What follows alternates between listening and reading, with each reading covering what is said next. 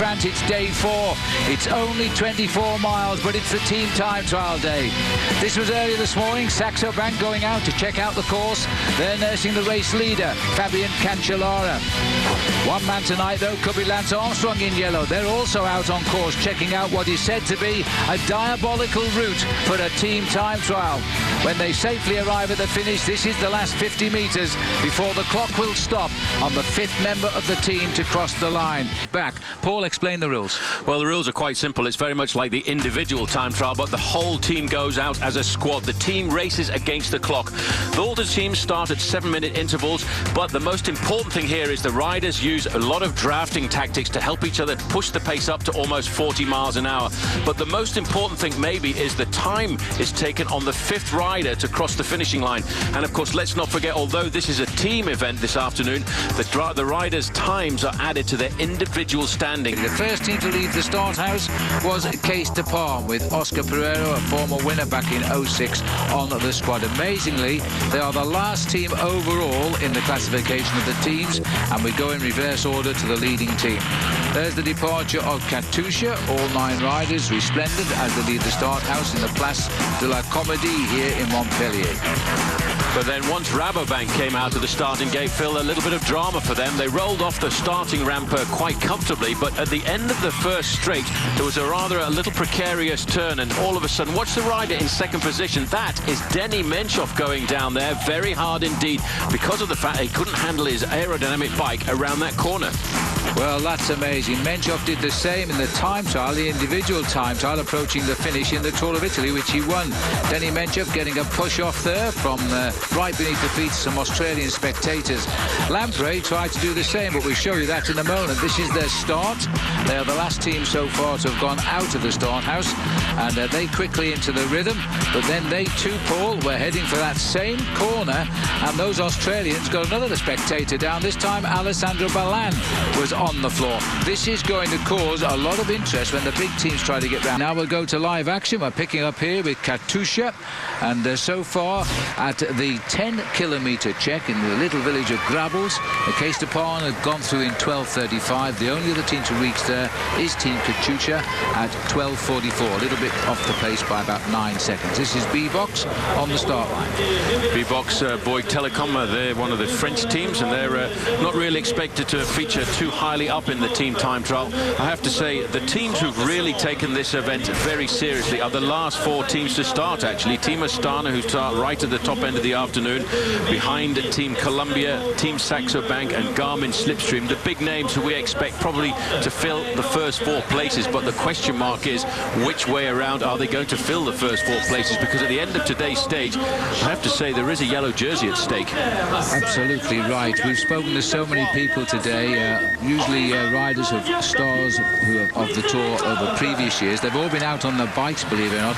They've all come in shaking their heads saying this is the most difficult course we have ever seen in team time trials. The roads are so narrow in places in the crosswinds.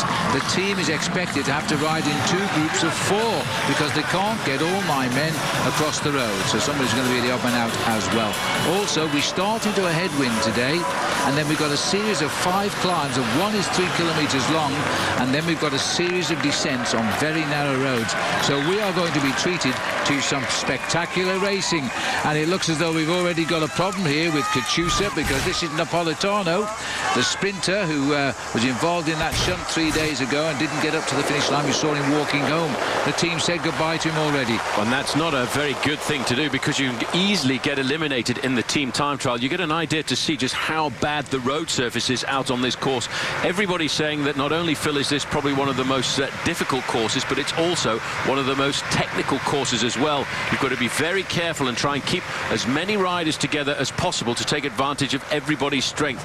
And Napolitano there, Phil, I think getting dropped so early on is going to be wondering whether or not he's going to find himself eliminated at the end of the day. Well, Rabobank have gone through, not surprising, with their fall, the slowest time of the 3 riders there, 53 seconds slower than Case de Palm. There's the weather for you. It's the same every day in this part of the world, 82 degrees, slightly away, but we'll keep an eye on the Astana team, of course.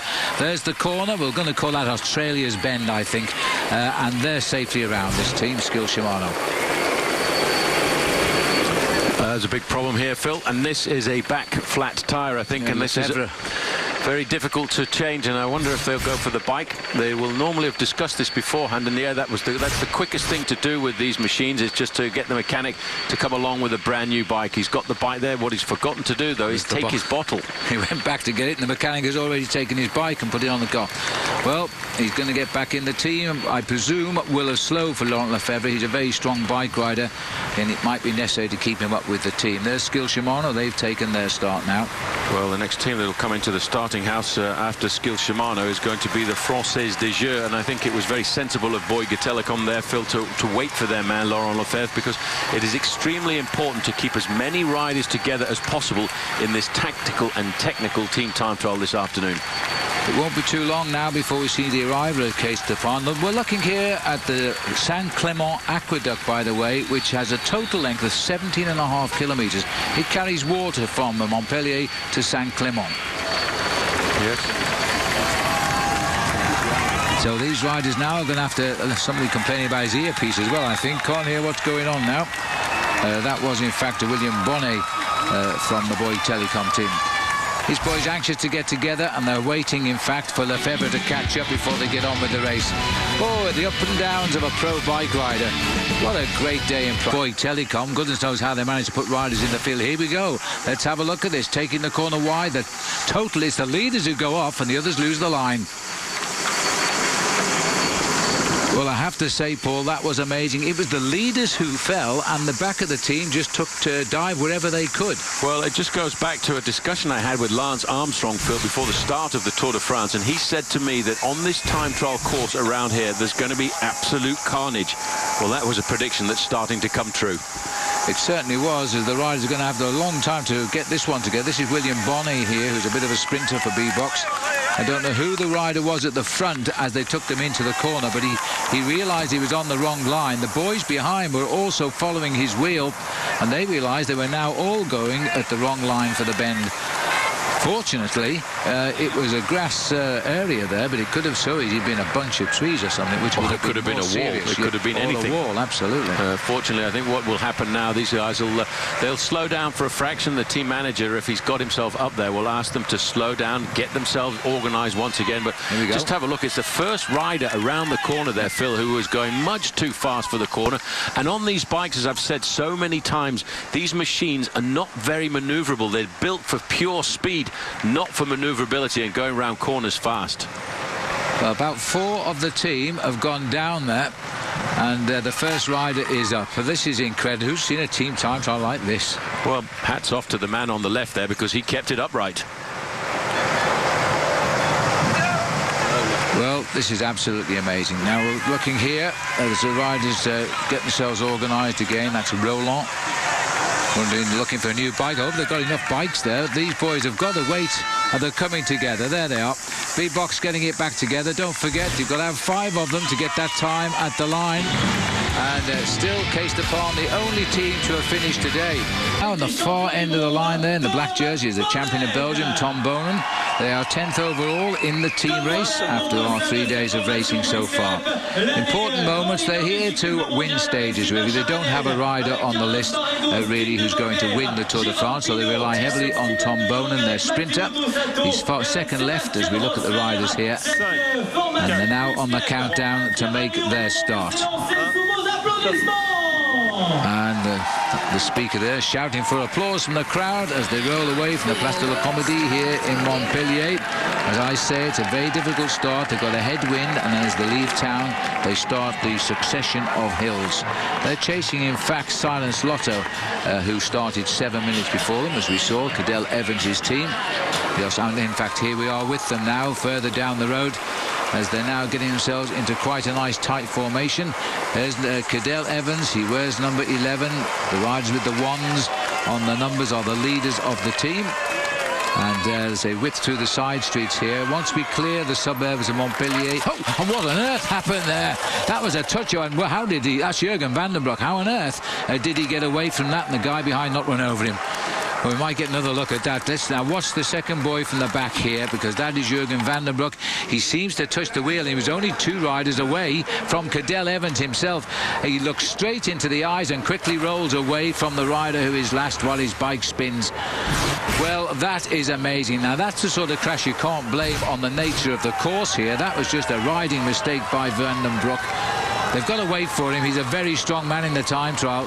But, you know, now they're going to wait for him. That surely is going to cost. We had Denny Menchoff, the leader of Rabobank, do a similar thing earlier. Now we've had Cadel Evans see his teammate go. This is a mid-check here, second one through at 19.5 kilometres. Skill Shimano challenging the time of Kees de Paan. My goodness me, no. They're down to 7, 29.13.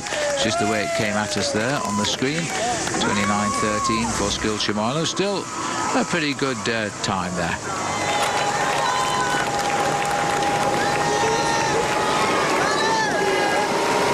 Just looking here now, they seem to be getting themselves back together again. So if you catch sight of number 17, he must have come back up pretty quickly. You see, they don't wear frame numbers in the team time trial. Just the requirements is to wear one body number.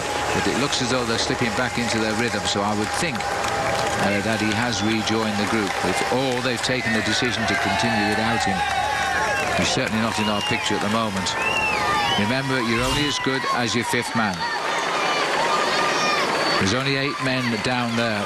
Well, Frankie Angelo is our technical expert here on Versus, and now he's going to introduce us to Fabian Cancellara's time trial machine. Every year, Specialized continues to innovate and introduce new products to the pro peloton. This is their new time trial bike, the Shiv. Brand new, introduced in Romandy, and recently ridden to Stage 1 time trial win and the yellow jersey with Fabian Cancellara. And Fabian, with your size and your strength, how's this bike handling your power? I would say, for me, it's handling perfect. I mean, when I look at the old one, when we've been riding beginning of the year, and now we're changing, I would say that it's an awesome bike. That's what I need for my power, my strength, and my size. I have all what I need to put the power with the bike on the road. It's as stiff as the SL2 road bike. It's thinner and lighter than the old Transition.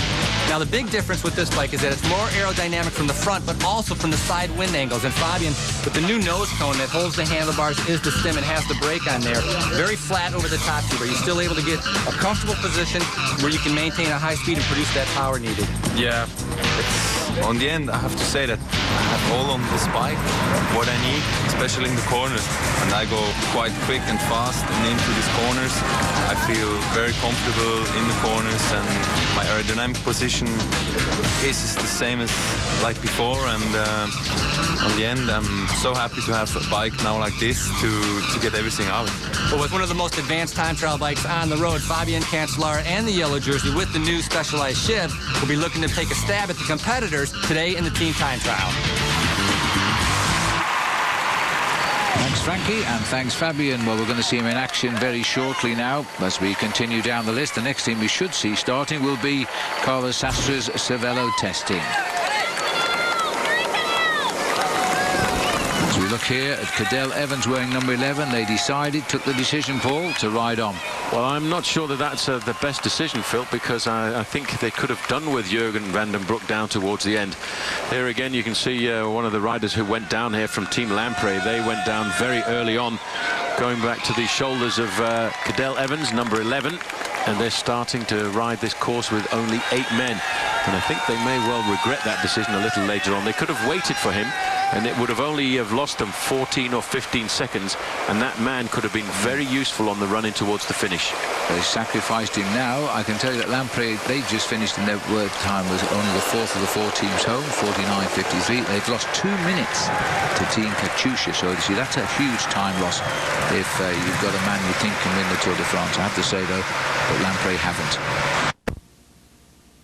Sensibly, I suggest, and now you can get on with the racing, boys. Well, they've probably been watching a number of teams go around that corner, but the big advantage I think these last 4 teams have, Phil, is they've been to this course on a number of occasions, whether it was a week before the start of the course or whether it was just this morning, to check it out and to make sure that they had all of the corners fixed into their minds. through the S's here now, settling down for what is a very, very short ride for these boys.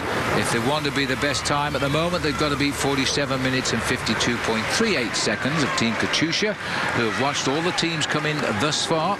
Now everybody is out on course or has finished. So we quickly move up the road here to see Saxo Bank also looking very well drilled, all scrabbling for the back wheels there, with Spartacus setting the pace on the front. Gas here have only got 5 men, so the front 4 are trying to drag him to the line because he can't keep on with them, but he's come up with the best time. So the time check at the last minute has been confirmed. They have got best time 47.27, which is a 25-second beating of Katusha.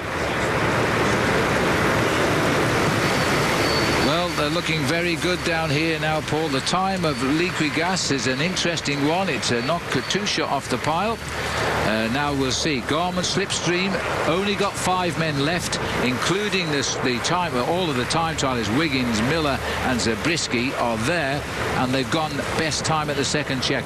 I wonder if they're going to surprise us all with only 5 riders. Well, if there was only 5 riders to remain, they've got the best 5 riders they wanted there. They've got all the big powerhouses. They've got Bradley Wiggins, David Miller, Danny Pates. Those are the guys who know exactly how to ride a team time trial. Of course, add to that Christian van der Velde and Dave Zabriskie. There's a lot of firepower.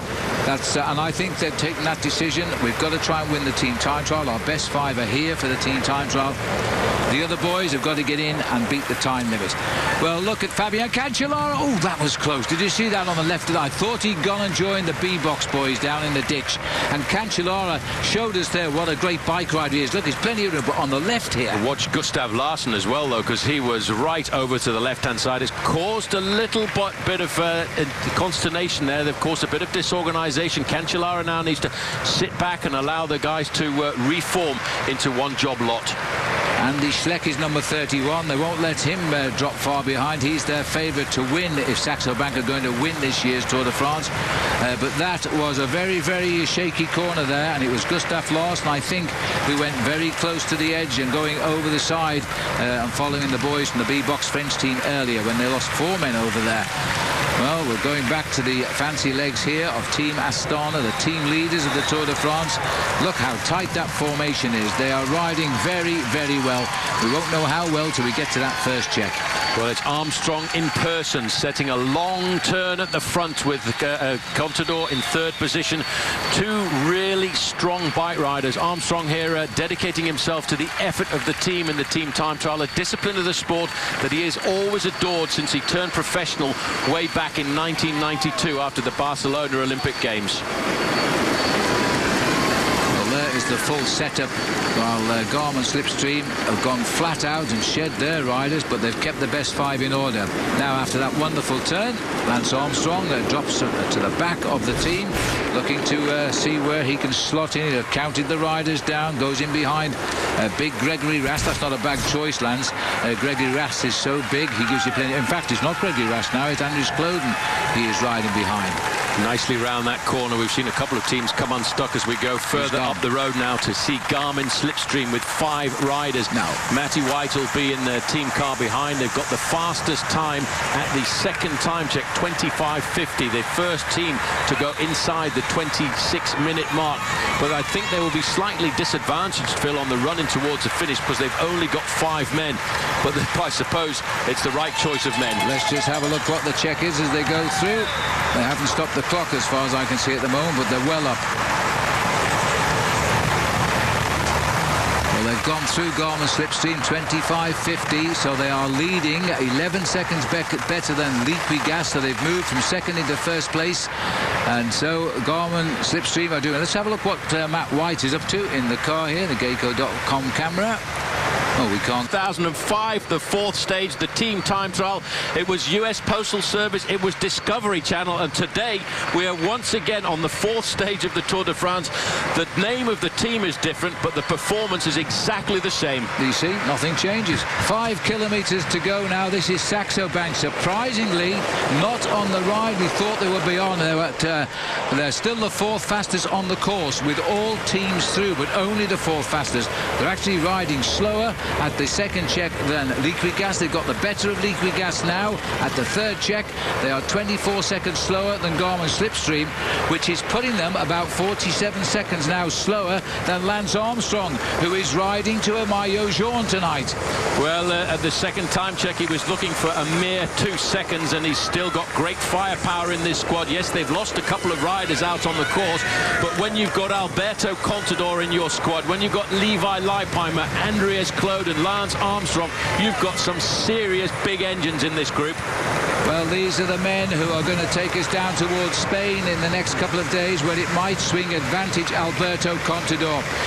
But Johan Bruyneel yesterday saw his man Armstrong getting the breakaway, so taking enough seconds, which seems to have put him now on the brink of once again becoming the leader of a Tour de France. There he is at the back, number 22, and it's looking like they're riding to a provisional time of around 46:30, which would be sensational.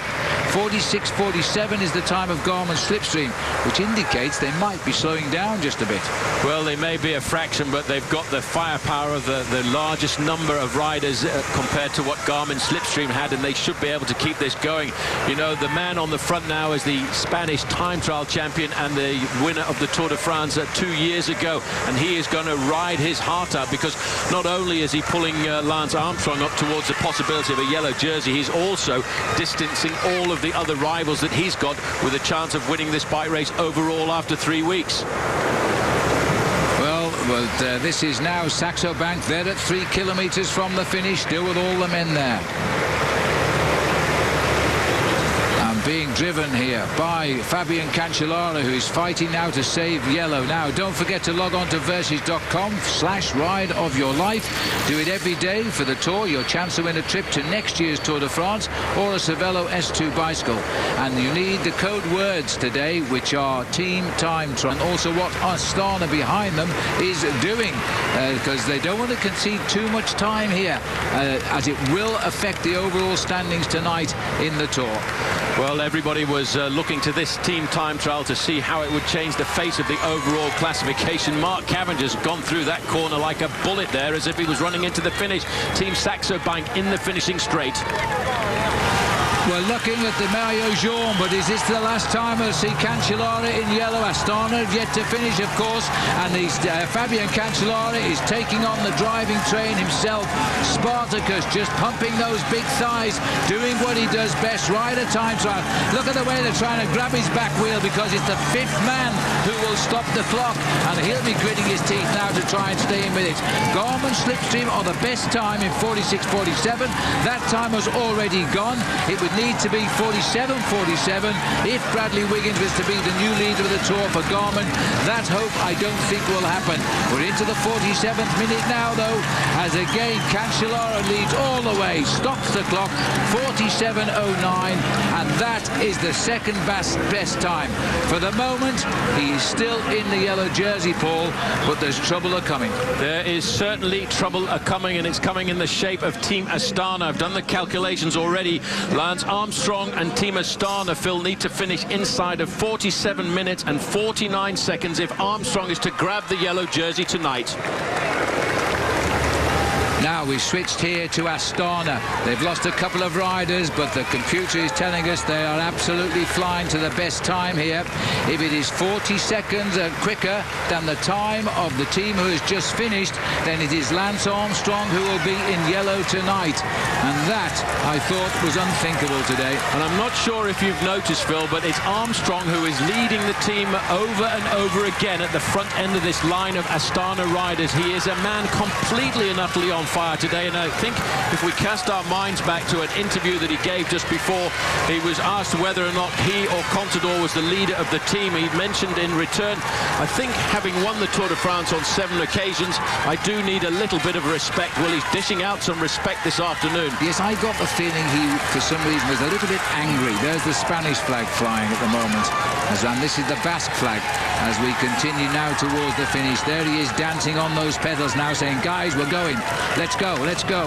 Because Lance Armstrong does talk when he's in the line, and he keeps the encouragement to the riders. They're driving on now with everything they've got left in the tank, because now I think they know it's rate. But they're into the part of the course now where it's rather nasty, because it drags uphill towards the finish, and they're shedding off one more man, and that's Jaroslav Popovic. Well, he's done his job. He's not required now, of course. He's driven this team. He's played his part, Popovic. He's now dropped off the back as we top this little rise. His legs must be screaming with pain, because you don't often get rid of Jaroslav Popovic. These boys are now in overdrive at 2 kilometers to go. It quite literally is every second that counts. And just a brief reminder there, you can see they are down to 6 men in Team Astana. They need to stop the clock when the 5th rider crosses the line, so they can't lose very many more men in this group as they keep the pressure on. They are trying to win the stage. They're trying to beat Garmin Slipstream, but they're also trying to see whether or not they can dethrone the man who started the day in the yellow jersey, Fabian Cancellara. You see the arms there going out. That's to indicate danger. Be careful. We don't want to go down at a point like this. Around the corner, nice and fast, and lining themselves up for, fortunately, very soon, the final kilometre. Well, that's the last tricky bit there, and they've come through it safely. 44 minutes and 56 seconds they have been riding at the moment, not much longer. The Astana team are now in between the crowd barriers here, but the crowd is waiting down at the finishing line. This is the last difficult approach to the finish. They're getting round safely, yes. Popovic has gone, 6 riders are left. They can afford to lose one more. It is 1 kilometre to go, and they have 1 minute and 14 seconds to do it. That must be easy. It's not that easy. You normally cover the final kilometre at a speed of around about 1 minute and 10 seconds, but it climbs up to the finishing line here, and it is very difficult indeed. Armstrong, number 22, straight onto the front, right onto his wheel is Alberto Contador. Getting onto the back there of Andreas Kloden, 23, is Levi Leipheimer. They're into the finishing straight. A reminder, they need to finish inside of 46 minutes and 29 seconds if Armstrong is going to grab the yellow jersey. Well, the time of Garmin Slipstream, the best time is 46.47, and we haven't hit 46 yet. And Armstrong, so familiar of 4 years ago when he was bringing his team to victory in the team time trial. Look at that now. Alberto Contador puts his head down. These guys aren't enemies at all, as people have tried to indicate. It's the team that counts. A massive piece of work by Contador. Even Armstrong at last appears human. He's gritting his teeth as they drive up now. 46.29. They've got to do it. They need to kick very, very hard here, and they've done it by a matter of, oh my goodness me, 46.29. They have done it, Paul, but we're going to go to a countback as to who wears yellow. We are going to have to go to a countback because it is extremely close, and it'll go down, Phil, probably go down to the 10th of a second. We're going to have to wait for the judges to come back on that one, but that is so close, and it goes to show how strong Fabian Cancellara must have been over those last 10 kilometres. Well, this is amazing, and yes, you're right, it was Cancellara, Spartacus, who got into his own because the course became his. Good smooth freeway towards the end. He was able to use his immense strength, and he's pulled his Saxo Bank team up. Now we're going to have to wait while the fight starts here, as Lance is trying to be guided through at least to the area once he gets through. But I'll tell you what, it appears to me they have stopped on exactly the second to make recovery exact to the seconds he was behind. Now the rules say if the riders in the yellow jersey are equal on time, it goes down to the fractions of a second in the time trial. And the fractions of a second will be in the first individual time trial, and of course the fractions of a second in the team time trial here this afternoon. Congratulations there. They don't yet know which way the yellow jersey is going to go this afternoon, but I'm sure there's some referees not too far away from us, Phil, are doing some very rapid calculations. Yes, they'll be doing their own team time trial now, I think, with the beads of sweat forming on the brow, because the Tour de France likes to get everybody presented because of the live televisions around the world watching this. But that, you just can't ride a better distance quicker than Garmin Slipstream. 40.1 ahead of Team Saxo Bank, that's the crucial figure, and 57.93 ahead of Liquigas, with Columbia nearly a minute down on the winning team. That's a long way in 5th place. Team Katusha led for a long time in 6th place. Case Dupont 7th. They led for a long time at the first checkpoint. Cervelo shouldn't be too happy, I don't think, with only 8th, a minute 37 back. Euskaltel lost 2 minutes 9 seconds. That was to be expected. The team missing out of this lineup, Silence, Lotto and Cadel Evans. There they are in unlucky 13th place. Cadel Evans conceding 2.5 minutes today to Alberto Contador to give him the maillot jaune.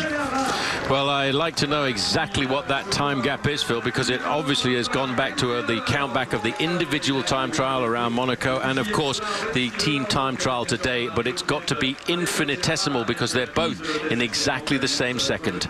Well, the tenths of a second are only used for this very purpose, to decide the wear of the maillot jaune. In the times used in the classification, they will be equal. It'll be 0 seconds for these two now, and everybody else will be behind them. Cancellara, you don't come any closer than this to losing the maillot jaune, that is for sure.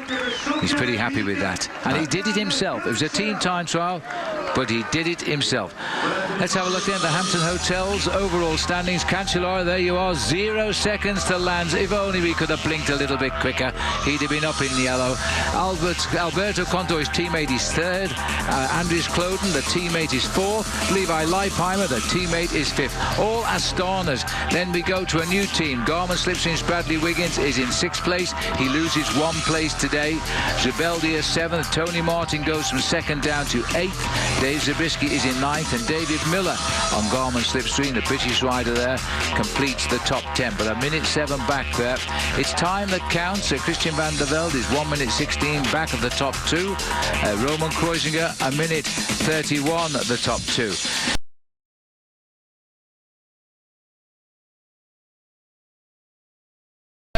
They started building it in the 13th century, and they still haven't finished it. But one thing's for sure today, the Tour de France will end in this city. This is the River Tete, which courses just down the road from the finishing line, and this is the finishing line. With the entertainers on the streets, we promise to move them before the riders come down that long, fast finish today. Because today, we come down right down the side of the Mediterranean Sea. It's flat. It's for the sprinters. And this race has shown us already, Paul, that we've got one great sprinter. A great sprinter. He's from the Isle of Man, and his name is Mark Cavendish. He came out of the pack on the first road stage, stage 2, and showed us just how easily he's learned to win these sprints, and that was a very emphatic victory for him and of course for his team High Road HTC. They led him out to absolute perfection. The next day did the same thing again, and behind him, just trailing to try and get into his slipstream, the big god of thunder, Thor Hushovd. And it's because of his consistency so far, Phil, that he's now leading the green jersey points classification. So we've had 2 road race stages and 2 time trials. Mark Cavendish has won both road race stages. He's the first British sprinter to wear that green jersey, and he leads now with 70 points, maximum points in the sprint wins. 54, very close for Hushovd. He's been consistent. Cancellara, the first stage winners, got 35 in 4th. How do we score this? Well, it's a fairly complicated competition. Out on the course, there are 3 points where you can pick up a few small points, 6, 4 and 2, but the sprinters normally aim for the big finish line points. 35 points for the win, 30 for second, 26 for third, tailing down all the way down to 25th place, where you can earn yourself a single point. And this is at the start today in Cap d'Agde. Mark Cavendish in green, Fabian Cancellara happy enough, only just in yellow now by 22 hundredths of a second. Armstrong nearest camera, chatting with Thor Hushovd, the sprinter. We're off to a crash, and the race hadn't even officially started. Yes, just to explain, before the race actually starts in earnest, the riders normally go in a neutralised manner to the outskirts of town. To this point here, kilometre 0, that's when the neutralised flag is taken in, and that's when the attacks usually at the Tour de France start. Yes, the first out of every stage of the Tour de France is attack and a counter-attack, and then hopefully somebody gets away and spends the next 3 hours sweating it out ahead of the field. Well, it happened again. 3 riders got away, quickly joined by another 3, and then by the time they came down to the sprint, loosely speaking, Anthony Jeslin, Putrovic and Voigtler went over the line in that order. As we now go to live pictures and pick up straight away with Team Astana and a very loquacious Lance Armstrong at the moment. Well, Lance Armstrong very close to the top of the overall leaderboard. Just 22 hundredths of a second separates him from the yellow jersey of Fabian Cancellara. But what a great ride by Team Astana yesterday, and I have to say by Lance Armstrong too. Well, as we look here at the Astana team, the Garmin team, Team Columbia HTC, let me remind you, our pictures coming to you this year from the Tour de France in high definition. If you haven't got it, believe me, on these shots you're missing out. If you want to know more about it, please do check your local listings. This is Frank Schleck. He's just a moment ago had a flat tyre, and he's now trying to get back in the action. It's Andy Schleck. Sorry. They swapped jerseys, if you remember. Dear, last year confuse me. Last year, Frank was the champion of Luxembourg. This year, it's the turn of Andy to be the champion of Luxembourg, and he's the leader of Team Saxo Bank, although he's already lost himself a little bit of time because of the team time trial yesterday. He's way down in 20th place. Degrees Fahrenheit, but high winds today, even higher than yesterday, 25 miles an hour. So we've lost another rider yesterday. We saw a lot of crashes in time trial. Poor old Pete Royackers of the Skill Shimano team. He crashed on what we call the B-box bend, and he broke his arm and is obviously out of the race. So 2 riders down, and 2 of the 20 teams now riding with 8 men. We're looking here at Team Astana. Mr. Armstrong sitting in the middle there, sandwiched amongst his riders, right behind Jaroslav Popovic. You can always pick Lance Armstrong out because he wears a slightly different coloured helmet to everybody else. His helmet is designed in the Livestrong colours of black and yellow. Just a quick glimpse there. You can see that little box at the back of the machine. Those are transponders, which all of the riders in the Tour de France have fixed to their bikes. And the reason for that is so that we can then figure out very quickly how they cross the line. Well, the 6 men that got away, first of all, it was Anthony Geslan of France Les Jeux, Thomas Voigtler of B-Box Telecom, and Marcin Sapper. He's a Polish rider in his first tour for Lampre. They were joined along the way by the champion of Belarus, Yahini Hutrovic, and then followed by Mikhail Ignatiev from Katusha and Albert Timmer of Skill Shimano. They've formed a 6-man leading group. They've been, I feel, Paul, they were up until nearly 10 minutes, but the chase now has been a bit more in earnest and much earlier this time. Yes, you're quite right there. It got up to almost 10 minutes, but it's been rapidly cut back. We've gone almost halfway through the stage. The riders are not too far away from getting to the knife and fork part of the race this afternoon. That's where the feeding zone is. A couple of 4th category climbs, and then it's all the time the final 80 kilometres, Phil, are completely flat along the side of the Mediterranean before turning inland to finish right in the very heart, in fact, of the city of Perpignan. Well, we're heading down to the famous wine-growing area of Roussillon today. As we look here at the peloton, they've been beaten a lot by that strong wind today. It's running across them, but it also comes onto the head as well. But because they go south, they do rejoin coming up with wind in their favour. Well, there's our daily washing line to show you there, all the coloured jerseys, plus the blue jersey far left. That one is of Lance Armstrong's jersey, so you can locate him. At the moment, they're all together in the big pack. Yesterday, we did see, the day before rather, we did see them split up when Lance got into that breakaway, and the crosswinds are taking 25 riders clear of the field, including Lance Armstrong and the yellow jersey of Fabian Cancellara.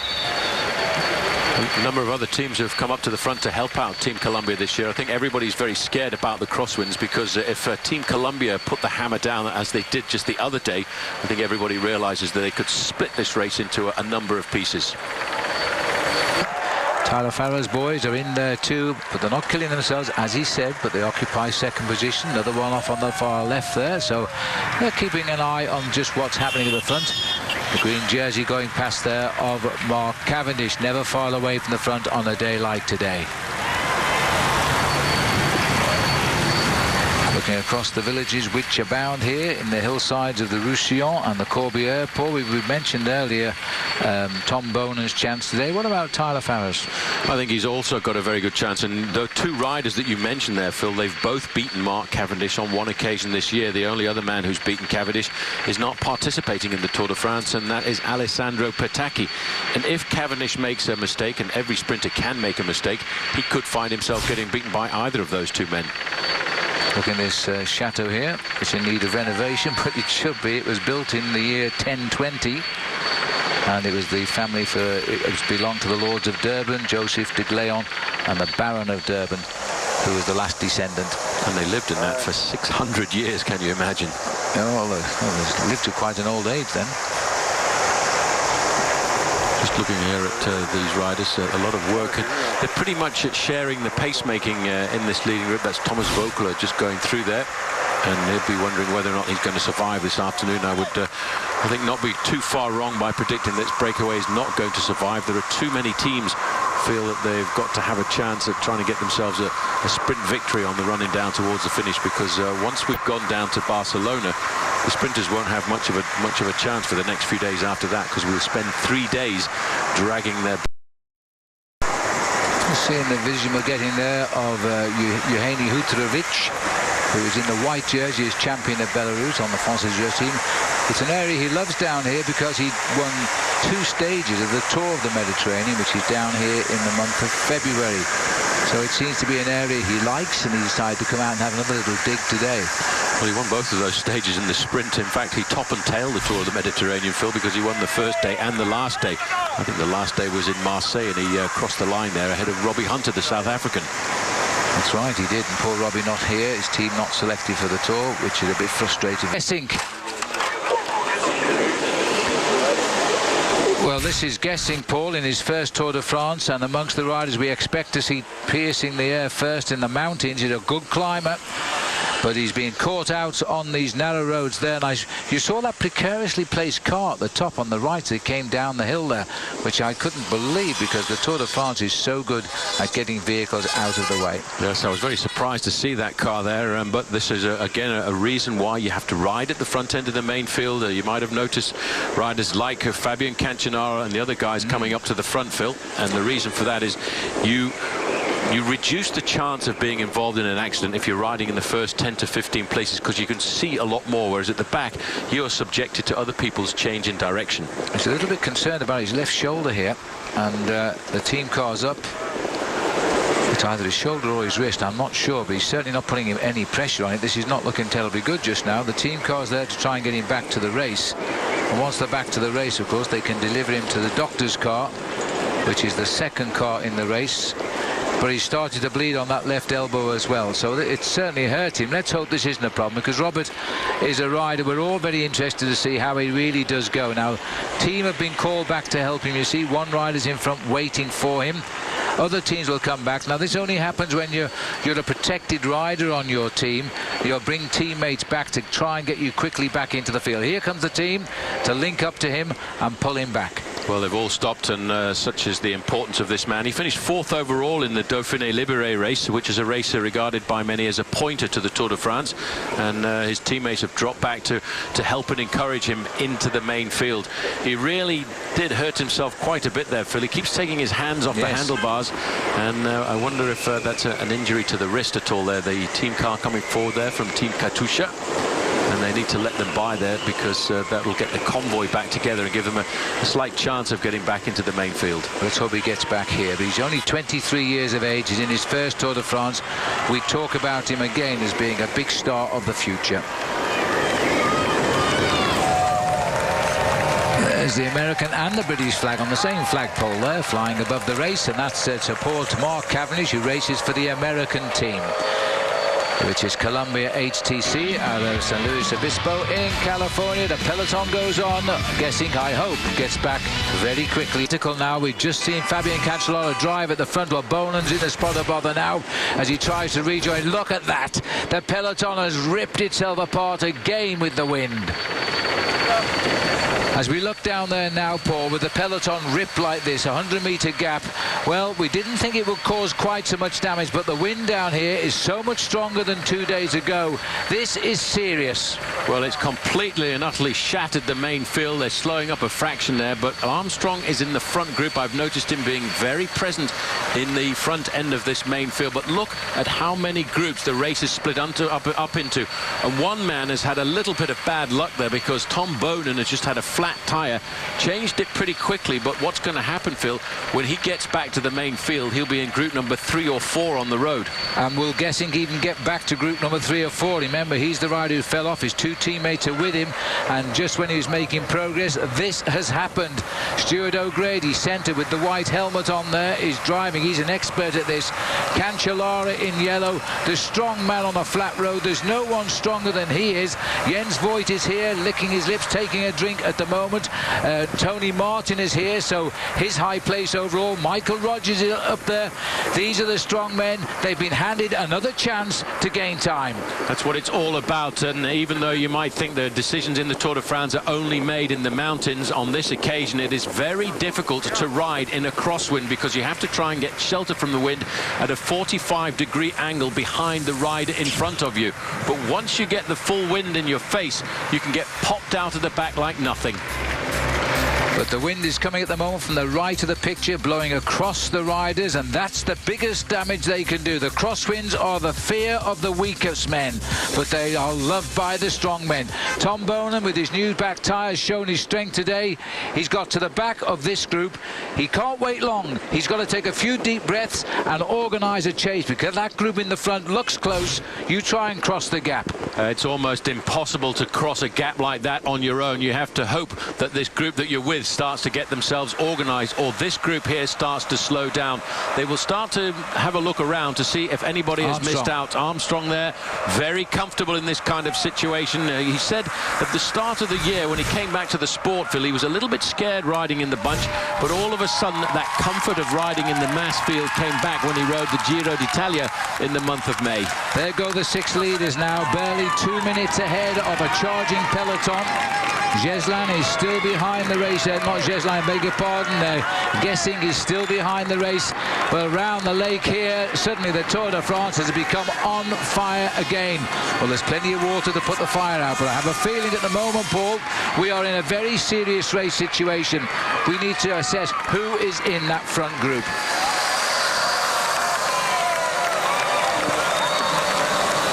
Well, this is an exciting section of the race as they now step on the gasworks. Andreas Kloden is up here, Popovic is up here, and there's Andy Schleck. He hasn't missed out on this one. Look at those flags, it will bend the flagpole here.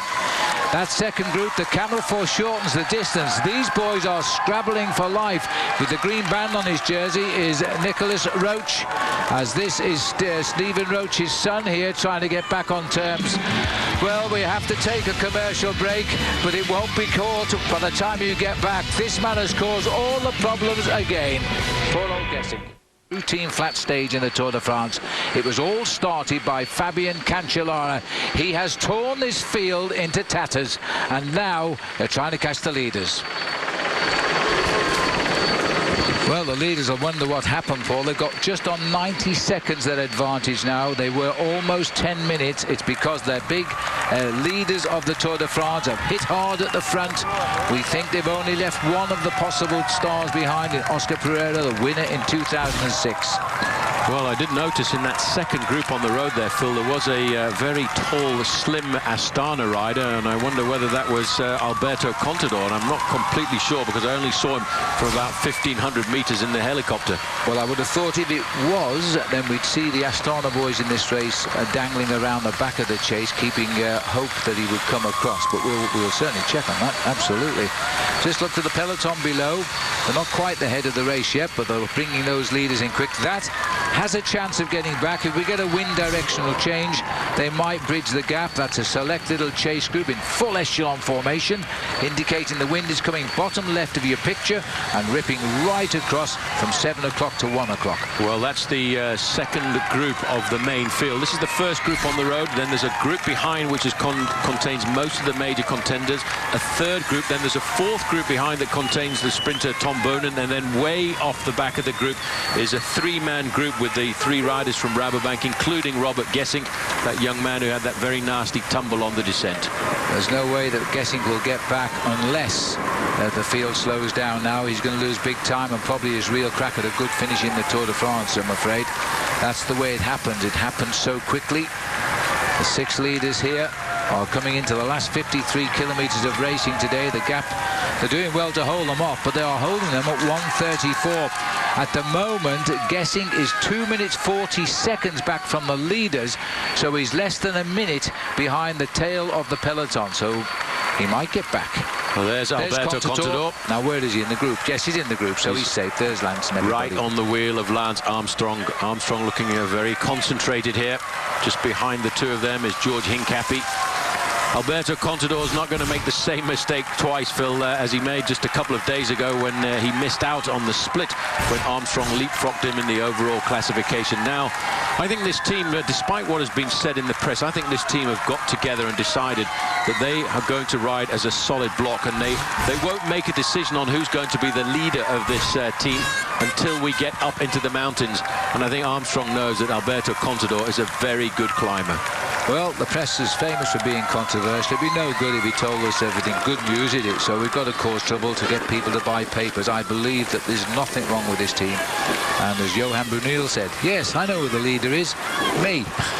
I'm the manager of the team. Well, he is the boss, and he's the man who will bang on the table when need be. Just leaving the small town there, Phil, of Leucate-Plage behind them, and still they will continue to be buffeted by the wind on the run down to the finish before they finally turn into land to go up to the finish in Perpignan. That's when they will pick up a very rapid tailwind. That's the last group with Tom Boonen in it. Where we are now, Paul, it's worth remembering right now, this is where the 13th edition of the Mondial du Vent, which is the World Wind Championships, were held. Well, we've got another championship on now, and the wind is playing its part as well. This is the third group on the road, and you see the tough part is the right-hand tail, because they've got no echelon. They're getting the full force of the wind ripping at their right side, whereas the boys in the echelon can hide behind one another. Seems to be calming down a fraction now, Phil. They're getting organised. That's an indication the wind is not ideal for splitting the peloton. And you can see at 50 to 55 kilometres an hour, it's very difficult to stay off the front end of this field. 25 miles an hour, the wind field today, which is 40 kilometres an hour, but these boys look as though they're coming closer, getting slowly but surely, and it's been really hard work, but they're closing in. Nicholas Roach might get himself back into the action here. Looks like Popovic starting to whip it up once again. They want to keep the pressure on, but I think this group is much too big now. 1 minute and 30 seconds is the time up to the 6 riders. That's the next group on. That's the second group on the road, and a little bit further back we've still got a larger group containing 1 or 2 of the sprinters.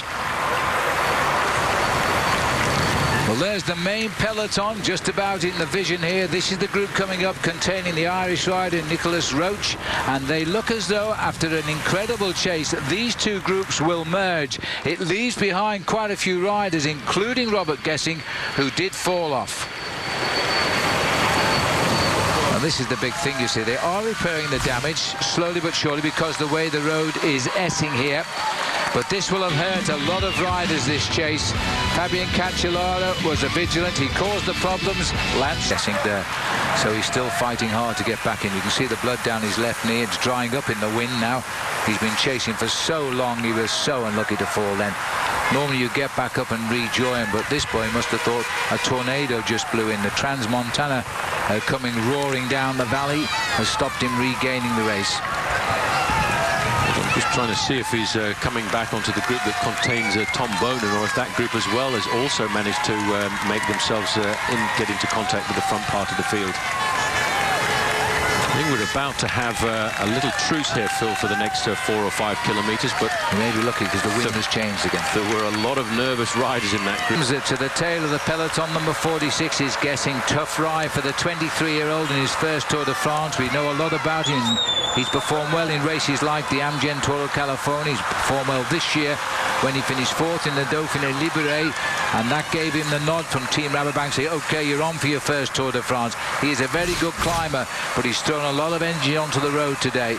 Well, in fact, guessing there, Phil, is just getting into the group of Tom Boonen. They're still looking for about 40 seconds, I think, to pull themselves back up to this group, which is the front end of the main field. There's the green jersey on the shoulders of Mark Cavendish. Starting to get a little bit nervous now as he knows he's coming in with a crack to get himself a 3rd victory on the open road in the Tour de France, and nobody yet has been able to get one better than Cavendish in the sprint for the line. Well, it's time to reassess the situation, I think, now. But I think the peloton, there are still a couple of pelotons. As far as we can work out, there's a group of 30 riders which comprises the last peloton on the road, and this must be it. And so Gesink is being led up by Jos Postuma, and it's just Postuma at the moment. Deliver him into that bunch, give the man a rest, because that'll make 32 riders in this group. They're riding just 1 minute behind the main field now. There's still a chance they'll get back. He can't even get back to the group, it's so fast. Well, we're still looking at an average speed here, Phil, of pretty close to 50-55 kilometers an hour, and that's why it's difficult for these riders to get back. The race doctor now is coming up alongside him to check him out, and he couldn't really do that earlier on when they were battling in the crosswinds. He looks as if he's recovered a fraction, and there's Boonen. Boonen, in fact, has had a second flat tyre here this afternoon, and he's getting back into that group of 30. And just look at the speed of the Boonen here, the way he's got through that group again. Boy, it's a rough life for some out there right now, isn't it? Here comes Team Astana on the left of our road. Now, don't forget to continue enjoying our game at Versit.com/Ride of Your Life. Chance to see the Tour for yourself in 2010 or win a Cervelo bike. See if you can ride it as fast as these guys. Couple of jerseys on offer as well. The word you need, the code word, is Peloton to play the game today. You need to play it every day, is stretching out. It's now 1 minute and 19 seconds. We need some help up front if they're going to catch them. Well, we're back with the breakaway here just for the moment. And these 6 riders in another couple of kilometers, if it stays around 1 minute and a quarter, are going to say we have a real chance here. They're all working together. They're all being chased. They're all on rival teams. There's 2 of the riders here on the same team. And they are going to help each other as much as they can to get to the finish. Then they'll fight it out. They will be dreaming of getting into the outskirts of Perpignan, because by the time they get to the outskirts of Perpignan, Phil, they will start to get a little bit of respite from the wind. I have to say that the young rider from Française des Jeux, Hatorovic, is a very good sprinter, but he could well come up against Ignatiev. And let's not forget that in the Olympic Games in 2004, Mikhail Ignatiev was the Olympic Games gold medalist in the points competition, and you've got to be a pretty good sprinter to win that. You have. He's a sharp rider on the track, very supple rider. Hutrovic, by the way, was last in the time trial in Monaco by a considerable distance, so he didn't waste any energy on day 1 of the Tour de France, but now he seems to be finding his feet, and it is his first Tour, as it is with Mikhail here, who is a Russian cyclist on Team Katusha. That's Albert Timmerman, or Albert Timmer, rather. Skill Shimano. They lost a man yesterday with a double break of the arm in the team time trial. But you have to say, for a team that was brought into the Tour de France as a wild card selection at the very last minute, they've been very present at the front end of the race on a number of occasions, and very visible, as if to say thank you very much to the organisation for picking them. Well, I have to say that the elastic has snapped for Robert Gesink. He is now 3 3/4 minutes behind the leaders on the road, so that's really sad. He's losing too much time to be a winner of the Tour de France this year. You can't lose minutes against these boys. It doesn't happen, and you don't get it back.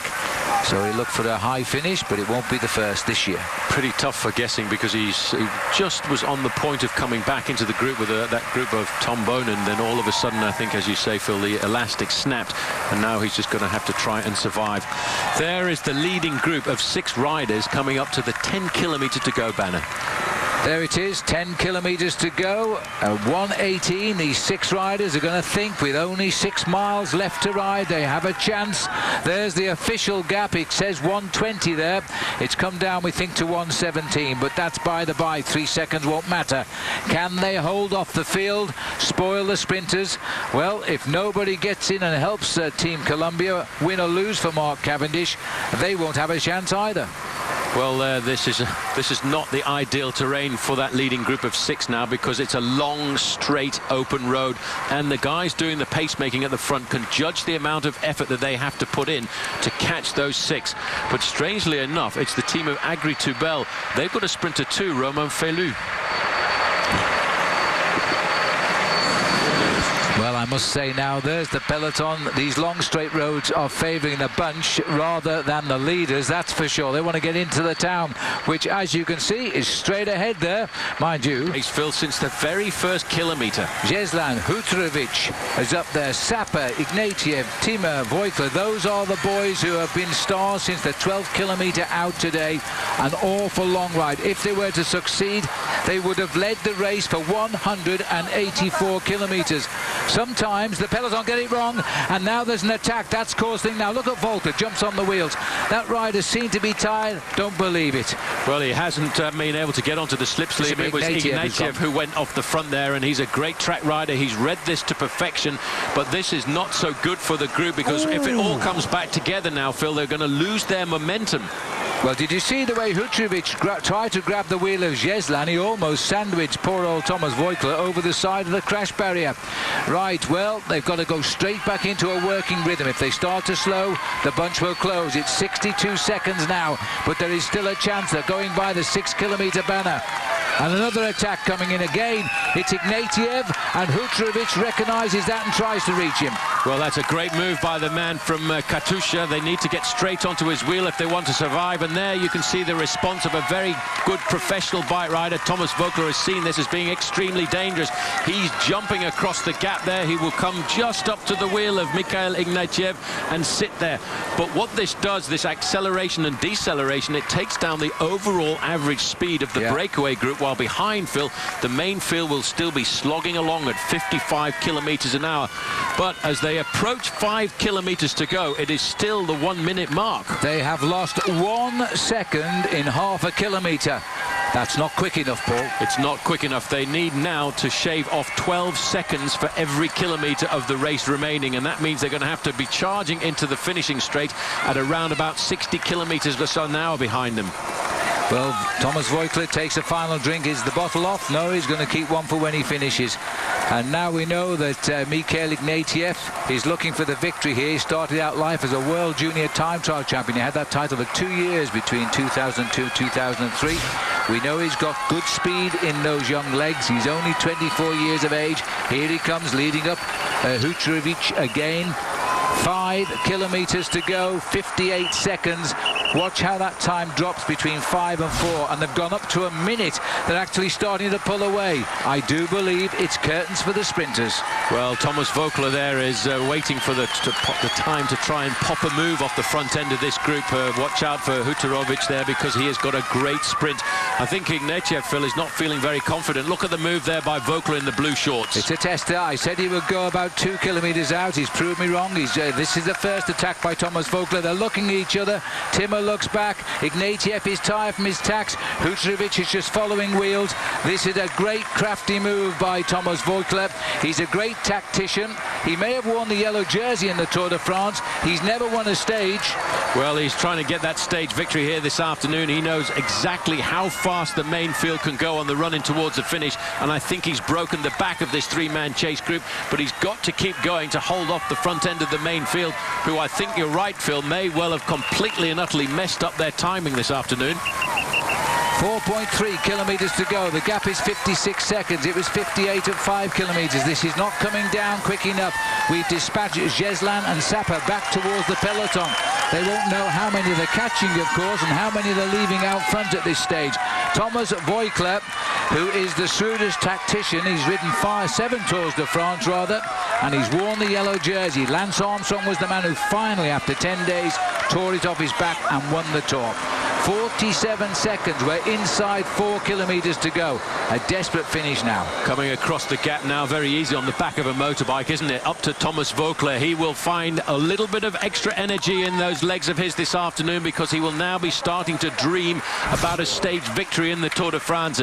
Every time he slows down, he gets out of the saddle to battle with his machine to keep those pedals going over in the biggest gear that he's got.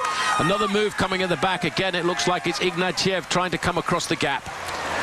And that looks like Anthony Jeslan trying to bridge across to him there at the moment. Well, no, this is Timmer. It's Timmer. It's a skill rider. Yes, it's Timmer. Tim rather. There's Timmer. Can't get his name right after all this time.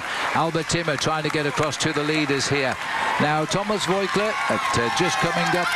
But he's just 30 years of age. Actually, he's had 4 wins this year. Only one of them a road race. 2 of them road races. Both of them mountainous events. This would be a huge coup if he was to win one of the flattest races on this year's Tour de France. Well, just a little bit further up the road, around the corner there, you can see the red car of the race referee in behind Thomas Voigtler. But Albert Timmer is a very astute Dutchman there. He's seen the possibility of getting himself a stage victory for Team Skill Shimano. This man now is finding that little bit. He's holding off the main field because they're still locked in at 48 seconds. The sprinters on this occasion, I think, have messed it up. Well, at 6 kilometres, it was just over a minute. 3 kilometres to go now. We've only lost about 14 seconds. If we lose another 14 seconds, it'll be 34 seconds for the win. And we'll have had a great triumph. We'll have proved the computer wrong. Well, it's good to prove the computer wrong every now and again. This man now has made his move. He has to give everything he's got, looking over his shoulder, trying to judge whether or not anybody's coming back. When you're in a situation like this, the body is screaming out for a little bit of respite, but you know you've got to push it that little bit further forward. Not a good sign, not good for the morale, Phil, when you see them pulling their cars out of the gap there, because it makes you wonder, am I going to survive? Have I got enough advantage? And Albert Timmer here is looking straight up the road at the back wheel of Thomas Voeckler. Well, this is another huge performance by a first-timer in the Tour de France, Albert Timmer, from the very small-scale Shimano team. This man's on what we call the Pro Tour teams. They're the F1 teams of the world of cycling. 44 seconds, 2 kilometres to go. He's got to have done this, but it's not a question of whether he wins or the guy coming up behind. The peloton can't possibly get back now. This has been a show of defiance today, and when they get there, 184 kilometres in front. There are easier ways to win stages of the Tour de France. Well, he's still got to battle because Timmer has got the advantage of looking at Thomas Voeckler a little bit further up the road, and he's judging his effort, trying to pull himself back to the Frenchman's wheel before the finish. He's only about 5 or 6 seconds behind him, and Voeckler knows that. He looks around every now and again, and he's trying to find out whether he's got enough energy to hold off the return of the Dutchman. Well, dare I remind you that Voeckler is French. They don't win many stages of the Tour de France. This will be huge here in Perpignan before we go briefly off to Spain and then off to Andorra before we come back into France. And I think Timmer might be just beginning to fade a little bit. Really, you shouldn't be looking round, Thomas. You're the bike race right now as he continues to drive on down the barriers here in Perpignan. We're going to see the magic red kite in the sky. That will give him the fillip he wants, I think, to head for home. And that's where he's looking for. You can just see that red banner across the road there. Once he goes underneath that banner, that was the indication he's got 1,000 meters left to go to the finish. He's not completely confident about this because he keeps looking over his shoulder. He's wondering whether he's got the strength to survive here. And for the skill rider, just a little bit further back, Phil, he's trying to claw his way back to Thomas Voeckler down these big, massive boulevards. 900 meters to the finish of this stage of the Tour de France under the killer. He's got it, Paul. There's a 10-second gap to 1 kilometre to go. Now for Thomas Voeckler, who has ridden his 7 Tours de France. At last he's going to get a crack at winning a stage. In 2004, he finished 18th in this race and he wore the yellow jersey for 10 days. He went from a total unknown in the sport to an absolute French cycling hero. He's never gone back to approach a high finish, but today he shakes his head. He is going to have the proudest moment of his career, I guess, since he wore yellow, because he's going to win a stage of the Tour de France. They're not going to catch him now, and what a way to do it. 184 kilometres in the lead for a Frenchman in Perpignan. Look, he does not believe this. He's going to enjoy the moment. Looks over his shoulder. He can cruise now. There's a big race for second place. You can just salute the crowd. It's all yours, Thomas. Well, that was a great move by him. They all survived. There's the main field, and not far behind. They won't catch this man, Thomas Voeckler, who gets the first victory that he's wanted in a stage of the Tour de France after a long day in the saddle. Oh, and they're all over the breakaway right on the line as well. Is that the skill boy getting there? Oh, and that was the Katusha rider. Did survive to the end, but the rest were right over the top there. Mark Cavendish looking for points for that green jersey. Well, Cavendish leading the front end of the main field home, but I tell you what, that has been a battle this afternoon. All of the major contenders, though, are in the main field. Lance Armstrong, Fabian Cancellara, Alberto Contador, they're all there, but today it's a French story come true. Absolutely. I mean, he's such a hard worker. It usually results in failure, but today, for Thomas Voeckler, he's just won his 29th race in a career which is starting back in 2001, and it's a stage of the Tour de France. Well, I tell you what, Lance Armstrong, I think, will know that there's been a big battle here this afternoon. He's in the main field safely with the same time as everybody else, so there'll be no change at all, Phil, in the overall classification tonight. And what it's also done, the peloton have found their own way to stop Mark Cavendish winning stages, because they simply won't help him get to the leaders. Well, I'm surprised that these guys survived, because, you know, it came back to 38 seconds at one stage. Then slowly but surely they prized it back out once again to over the 1 minute margin. This man was the most astute in that leading group of 6. He knew the speed of some of the other riders in the group and knew that if he wanted to win the stage this afternoon, he had to do it on his own. Being guided towards the control behind, getting ready for protocol by Philippe Soud on the right in the white shirt, chief of press and television. He's done as many Tours de France as I have, I think. As we look out along Perpignan, the winner of the race today, Thomas Voigtler. Ignatiev survived, Cavendish third. Seconds over Ignatiev, and Mark Cavendish sweeping up. Valuable points though in the green jersey. Tyler Farrar right with him in fourth. Gerald Cholik, who fell off before the race started, got up to finish in fifth place today. Another big sprinter on Team Katusha, Napolitano, got home in sixth. Oscar Freire was in ninth, the top 10. Bit of a bad place there for Thor Hushovd. Only 10th for the big sprinter from Cervelo. Looking further down, Duque is also a good sprinter. He was 12th. Albert Timmer being swept away. The clock stopped him in 15th place. All of these riders timed with the same gap of 7 seconds. Arishiro, the Japanese sprinter on Bouygues Telecom, 18th. He's a good rider. And this is live pictures, folks. I'm very sorry to say that Robert Gessing, the blood coming down his left knee, the clock telling us here 9 minutes and counting. 9:40, I think it was, Paul. Well, a long, hard day in the saddle. This is the man who retains the overall lead there. And there's Mr. Lance Armstrong as well, still locked in almost exactly the same time as Fabian Cancellara, 0.22 of a second behind. He's picking up his bike and moving away. This is actually the anti-doping control here, where he has been for his end of race test, and now he is leaving the arena because there's no prizes to pick up today for Lance, but he still lies in second place on 0 seconds to Fabian Cancellara.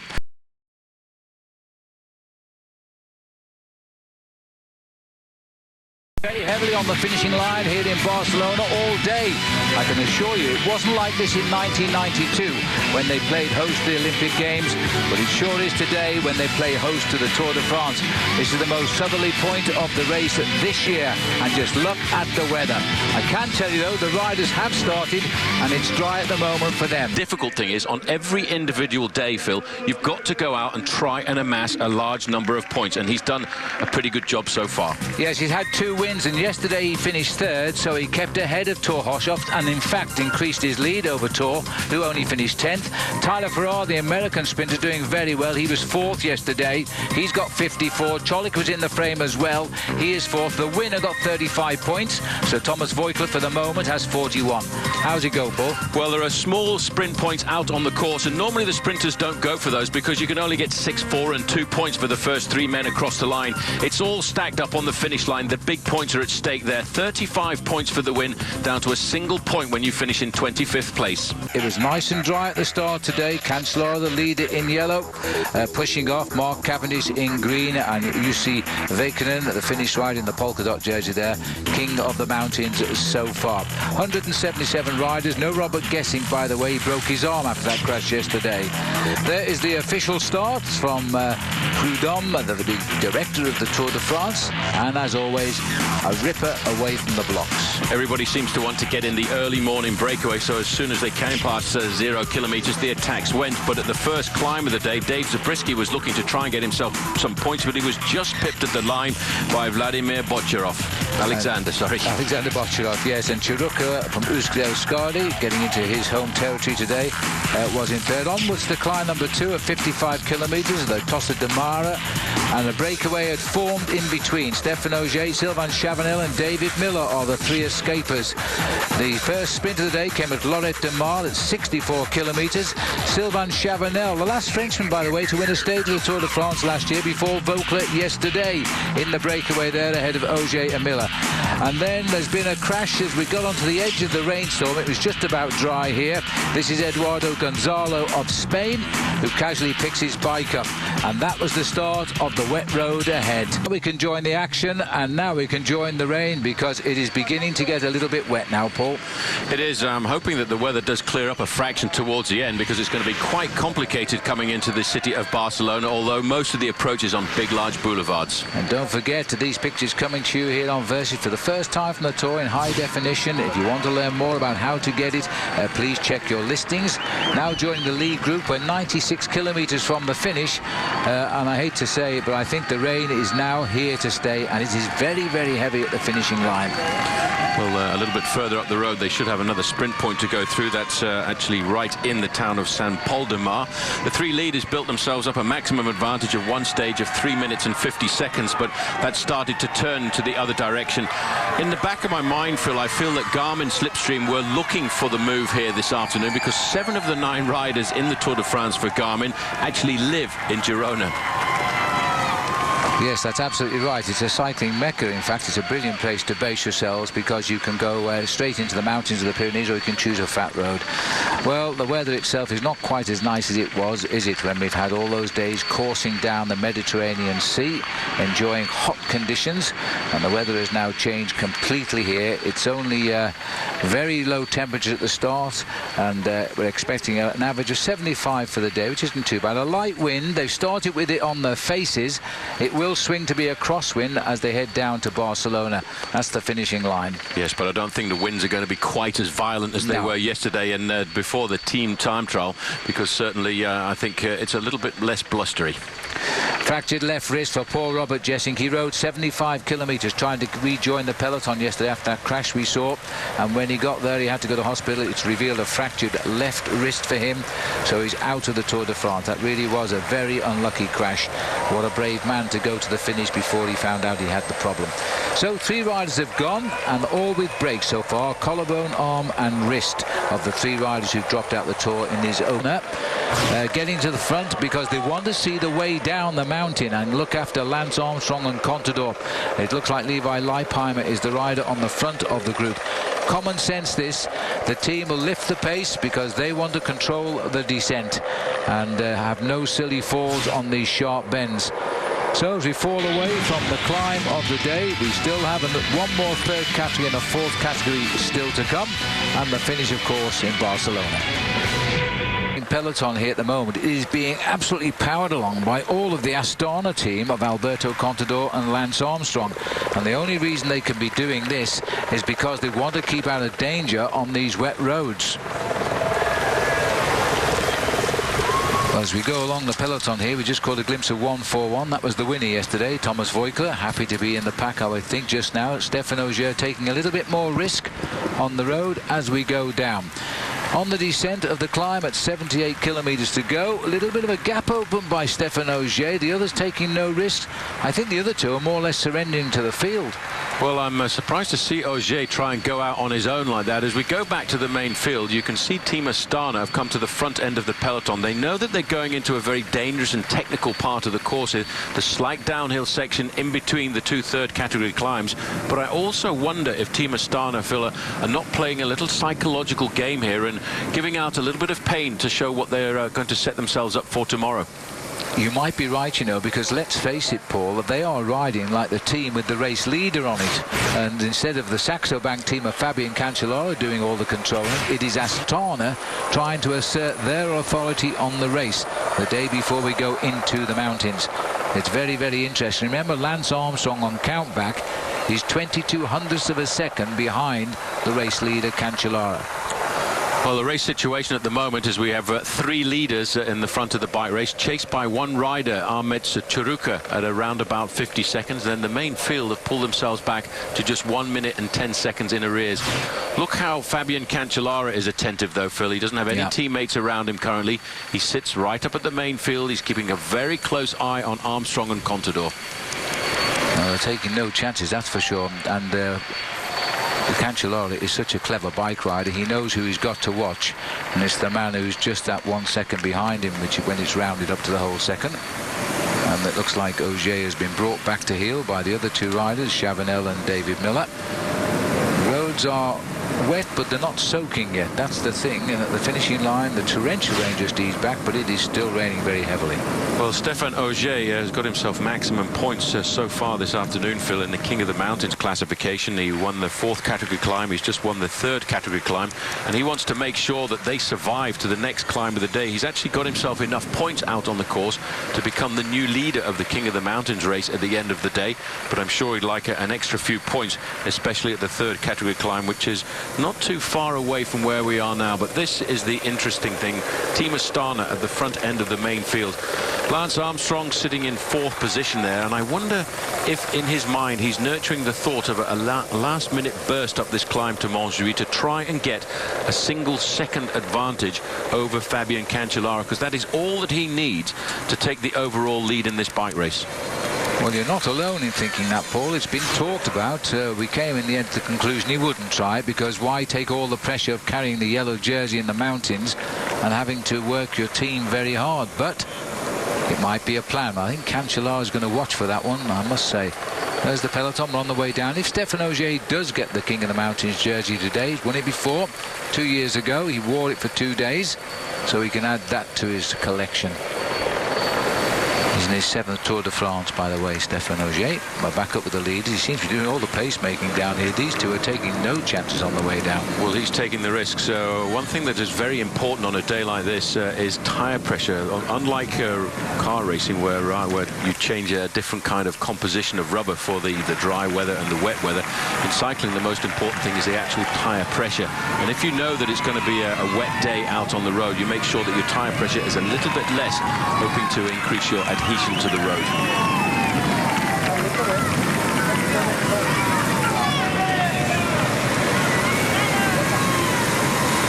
Well, they've just started there, the 4.1 kilometre ascent now of the Col Sacreux, which is what Ogier wants, because this, if he wins it, will give him the points to give him the polka dot jersey tonight. So that's why he's hunting, and that's why he doesn't want the peloton to come back until he's over the top. We've got a 4 kilometre slog up here now, which is just on 2.5 miles. Sylvain Chavanel has joined him. Miller has joined him. There's the gap, 40 seconds to Chiruka, who's chasing 1.5 back to the main field. They might let them run. Going back to the man who was voted the most aggressive rider in 2007, the year Alberto Contador won the Tour de France. This is Ahmet Chiruka, who finished 23rd in that race. It was his first Tour, and he really was good in the mountains. This kid's got no fear of these roads when they tilt upwards. Well, in fact, he's doing an excellent job. He started chasing the 3 leaders when they had a 1 and 10-second advantage, and I just quickly did a time check on him there, and he's only about 20 seconds behind them. If he keeps going at that kind of progress, he should be able to catch them before they get to the summit of the climb. And that, Phil, I think is why Stéphane Ogier in the red here is really giving it full tilt to try and make sure that the little Spaniard doesn't catch them before the mountain points at the top of this climb. Well, Miller at 1 minute 7 seconds behind this morning. He's still the leader of the Tour on the road. But if Ogier can just get up there past that final kilometre now before this boy gets on and win the points at the top, the polka dot jersey could change shoulders to him tonight. 1 kilometre to go, 21 seconds this young man is looking for to try and get himself across the gap up to those 3 There's leaders. The cars just behind. Only just around the corner. We're inside of the final kilometre. Clever move by this young man. He obviously felt that he knew these roads, and he's looking to see if he can get himself a few points in that competition, which will earn him the right to wear the polka dot jersey. But Stéphane Ogier has done such a good job today out on these early climbs that he should be the new leader in that race tonight. So here we go now. Are they going to make it first? Miller was a bit shaky there, as the spectators should really watch where the riders are. This is a tremendous crowd. Tour de France in Spain, popular as ever here. They love the bike racing here, but they want to see Spanish riders in front. 2 Frenchmen and a Scot right now, but the Spanish boy is coming, and coming as quickly as he can. He's closing in. Ogier wants the top, and he gets a King of the Mountains. He's worn it for 2 days in his career a couple of years ago. And he knows that Chiruka is coming as well. He is battling. He really put in a long turn there just to try and make sure he could survive that extra 10-15 seconds.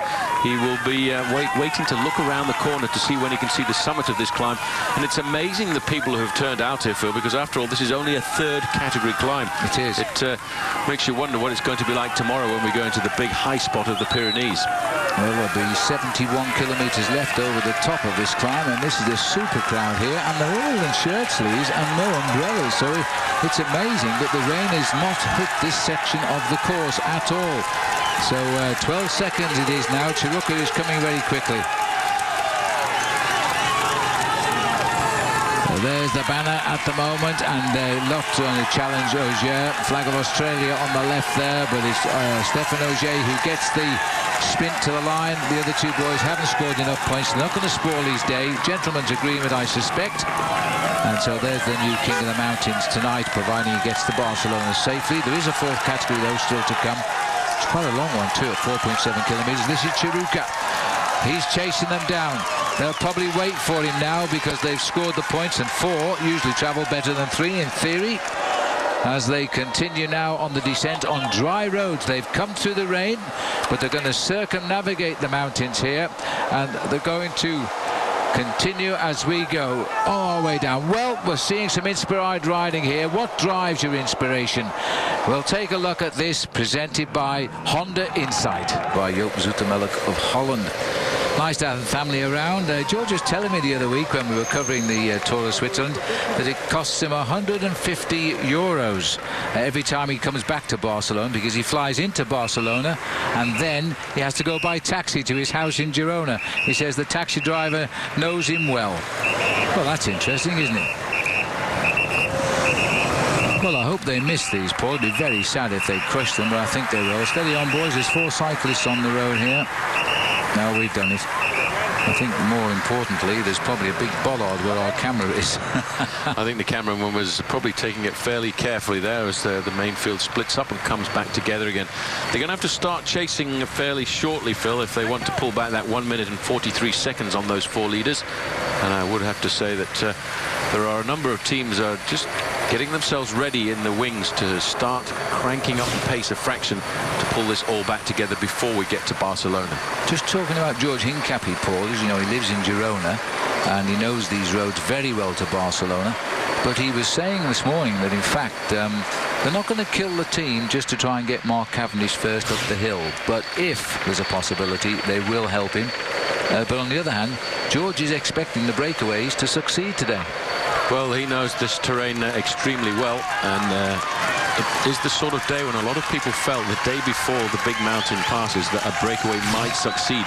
But usually the day after a successful breakaway, as we saw yesterday, the teams of the sprinters normally get it right the following day, which is why I think these guys may well not survive here this afternoon. Well, 1:45 has edged out a little bit, but it's not really running away, and that's what concerns me. At this stage of the chase, they should still be going out, because I think the main field thinks they might have them. Happy to come and do the pacemaking in this group. Well, that's because of the uphill finish, and the field is not just the pure sprinters now will have a shot. It is still wet in Barcelona, and it looks as though it is still pretty damp out here as well. I do feel as though the clouds are receding, and it might be nice and dry for the finish, which we would like, because it's quite a twisty old ride up to the summit of Montjuic from the centre of downtown Barcelona today. It makes a spectacular picture, doesn't it? Well, it certainly does. Race radio crackling in my ears to inform me that the official time gap is 1 minute and 30 seconds to the 4 leaders. And the run into Barcelona is a magnificent run in which we will see in about 45 minutes time, because they are taking in some of these huge boulevards. It's a magnificent old city, Barcelona, with a great amount of varied history, and was, as you said earlier, the host to the Olympic Games back in 1992. I can see Danilo Napolitano's come to the front for Team Katusha, and that would indicate to me that he obviously doesn't feel this sprint uphill is to his liking, so he's obviously going to sacrifice his chances for Pipo Pozzato this afternoon, the Italian national champion. Well, he's an explosive rider as well, of course. Tano Romo there welcomes the Tour 2009. And these are some of the biggest crowds. We've had some terrific crowds all day here, despite the atrocious conditions for much of it. And the peloton, at the moment, keeping control.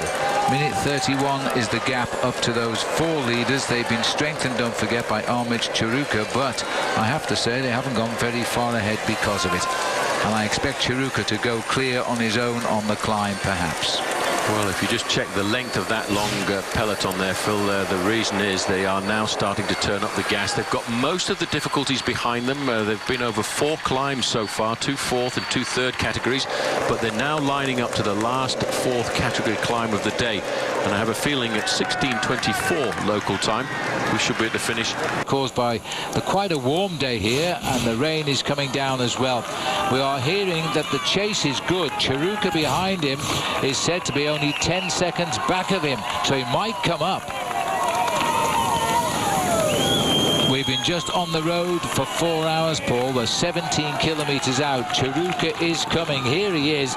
If they can just get together, then there's a chance. Just a chance. Well, if Chiruka's got the power to get across a gap like this, that's an indication, Phil, that he's still got a fine pair of legs, and two men have more of a chance of surviving off the front end of the main field than one on his own. But the gap to the peloton is just hovering at the 38-second point for Chiruka and 49 seconds for the main field. And it's Team Astana, and I suppose I should say I'm astounded with Astana, because really they are riding this race as if they were leading the bike race overall. 30 seconds, they're saying, at the moment. And yes, you're right, Astana have taken over the role of leaders of this tour today, and this is the day before we go to the mountains, of course, and to the big climb of Arcolis. Good psychological blow for the team of Contador and Armstrong, that's for sure. Right in the mist is where we're going. The rain is still coming down, but not quite as heavy as it was. Look at the length of that peloton. There's a lot of scared men down there with this weather. I think the only reason that Astana are riding at the front is just to make it as safe as possible. If you have a very fast run into a town, Phil, it straightens out the main field, stretches it into one big long line, and there's much less chance of having crazy accidents. But David Miller is doing a fine ride here. He's got 31 seconds advantage over Chiruka, 40 seconds advantage over Remy Poriol, and creeping back up to around about a minute over the main field. It is, and makes you want to cheer him on, but we're not going to, of course. As David Miller, we're going to stay completely unbiased and hope that he can pull something special out of the bag here. He certainly is pulling away from the field, and he's doing what he does best, and that's ride alone.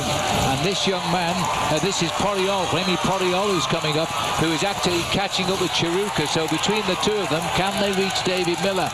Miller is riding his 8th Tour de France here. He's won stages before, only one of them a road race, and he won in Béziers, not that far away really, in 2002. Well, that was from a small breakaway on an extremely hot day, but Miller has no fear at all of riding in wet and rainy conditions as Poriol here makes the junction, but they're still looking for about 40 seconds to catch David Miller. So I feel the main field is going to catch these two guys fairly shortly. Well, just listen to the crowd cheering on these riders now. This is a terrific crowd in Spain. They do love their cycling here, and they've had dominant Spanish riders for the last 2 years in the Tour de France with Contador and Sastre. So this boy is riding on a high right now, as he probably hears his name being shouted by the Catalans, although he's a Basque himself, and now has been joined by Remy Poriol. The French are getting the tails up in this race, Paul. And the sprinters seem to have desisted once again here, Phil, because they're leaving all of the pacemaking up to Team Astana, and it may well be an indication that one or two of the sprinters got caught out by the severity of that climb, and they're not back in the main field. 63 seconds, it's pulling away just a little bit, and we've got 15 and let's say 16 kilometers to go right now. Well, that's actually starting to look good for Miller, and you can see he's got the bit between the teeth here this afternoon. He's in that aerodynamic position of his, the time trialing position. 1 minute 7 seconds, Paul. That is the gap that Miller was behind this morning. He is now again the leader of the Tour de France on the road. That I don't think is a good sign for him, because all of a sudden you'll see Team Saxo Bank and Fabian Cancellara start to get a little bit annoyed about that, because he will want to keep the yellow jersey for the road up into Andorra tomorrow. But wouldn't it be wonderful if David Miller, who rides on the American team but comes from Scotland, could pull on the maillot jaune? He's now pushed it out to 1:08. So as Miller battles for yellow in his 8th Tour de France, he also had the King of the Mountains lead for a couple of days in 07. Final reminder, guys, if you want to play our Cadillac Ride of Your Life sweepstakes, log on to... Well, he's got to get every last bit of energy out of those legs of his, and he has to, sadly, Phil, retain a little bit in reserve, because the final 2 kilometers of this race are uphill to the summit here of Montjuïc, just outside the Olympic Stadium. These are the 2 men caught in no man's land, but Miller is still extending his advantage over the front end of the peloton, which I find quite amazing. He's stretched his gap out to 1 minute and 12 seconds. Well, the bunch actually have the 2 in sight. There they are. There's not a lot. They're going back into the pack for sure. Then the bunch will settle down to concentrate on catching David Miller. And we have a 2-kilometer climb to the line. Well, it's come inside that magical 1:07 for David Miller to 1:05, but there's no real organised chase at the front end of that peloton, which lends me to believe that maybe the sprinters once again are going to get robbed of their chance of glory. Remy Porrol goes off our camera to the right, Taruka to the left, are back in the peloton now, as Cees Stephan also starts to lift the speed here. Of course, the Spanish are going to go well. There is David Miller in sight of 10 kilometers to go as he drives, of course, dead center down the road to a corridor of people here who will no doubt be shouting his name as well. Terrific crowds as the Tour de France races to Barcelona, the furthest south it's ever been in Spain. Well, it's inside of 10 kilometers to go now for David Miller, and it's almost 1 minute and 5 seconds. A little bit of urgency you can see at the front end of the pack. The Catalan flags are very high in the sky. The sun is starting to peek through, but it's not going to dry the roads here in the heart of Barcelona. Well, it is not as torrentially raining as it was. That's one blessing in disguise. And with no further news at all on the fate of Michael Rogers, but I don't think he rejoined the field. Of that we are pretty sure. That's really bad luck for the Australian.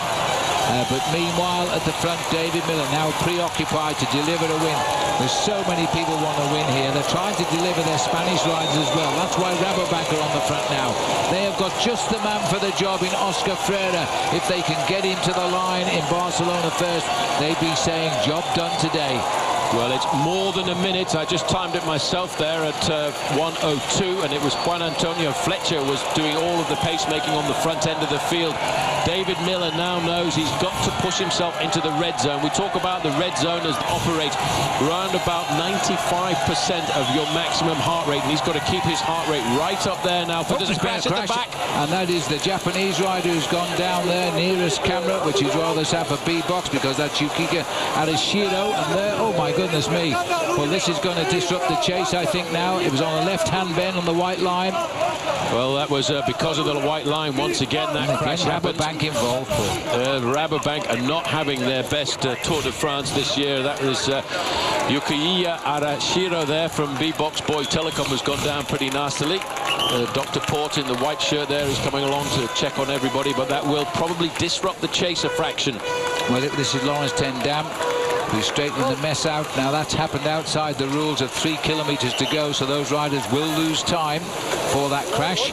As the mechanics get on the job in hand, the riders at the front just continue to drive here. Now, has this disrupted the chase? It doesn't look like it at the moment.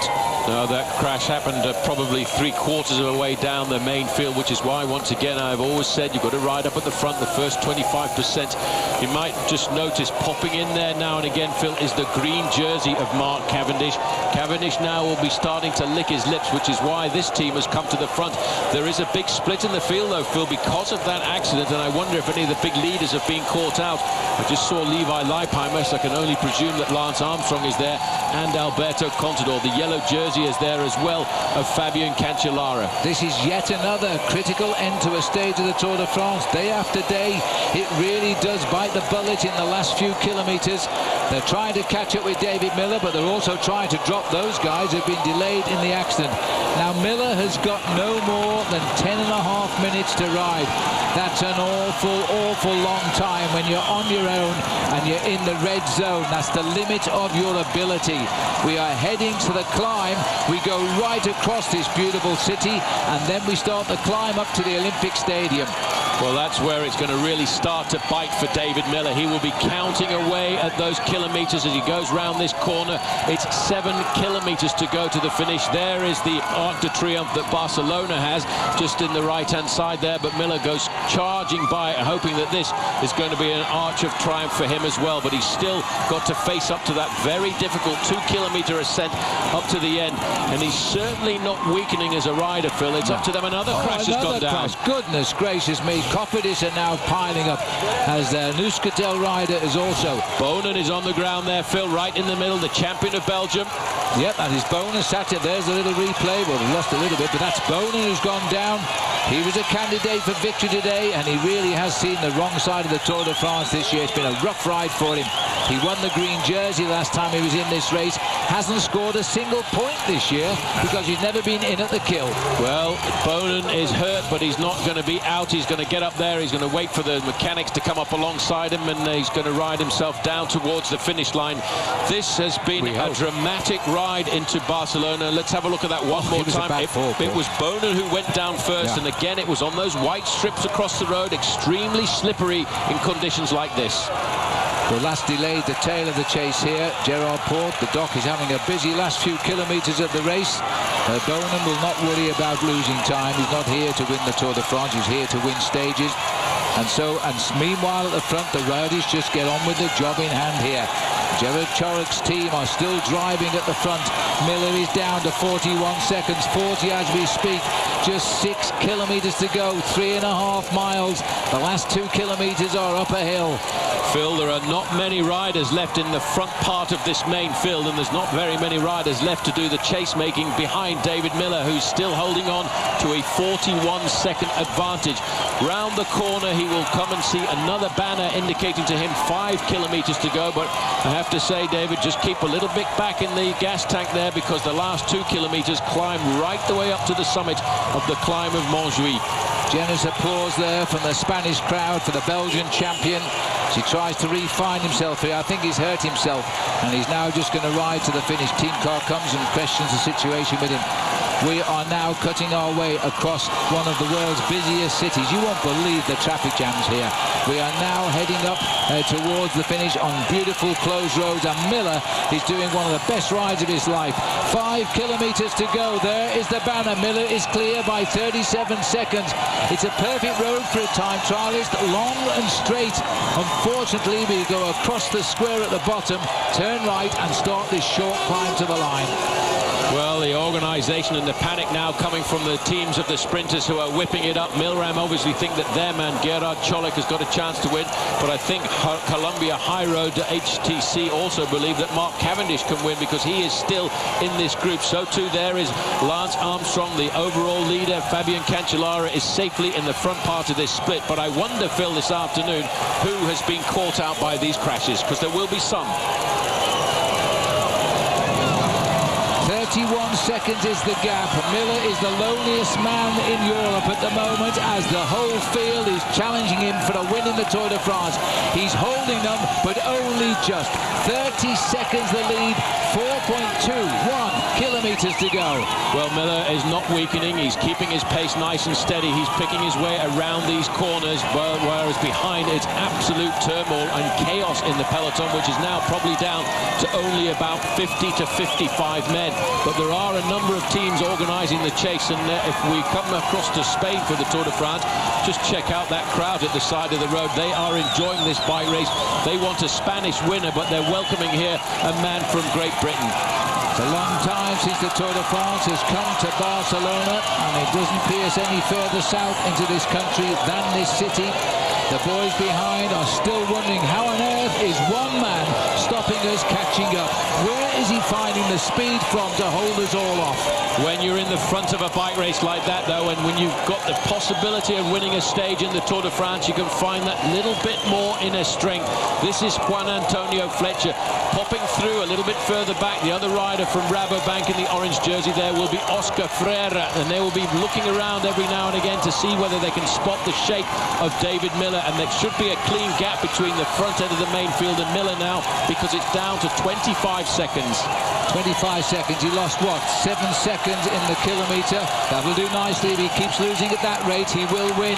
But unfortunately, we've got the uphill section here, and Miller's legs are going to burn like a bonfire when he turns onto the slopes of the ride up Montjuic to Olympic Stadium.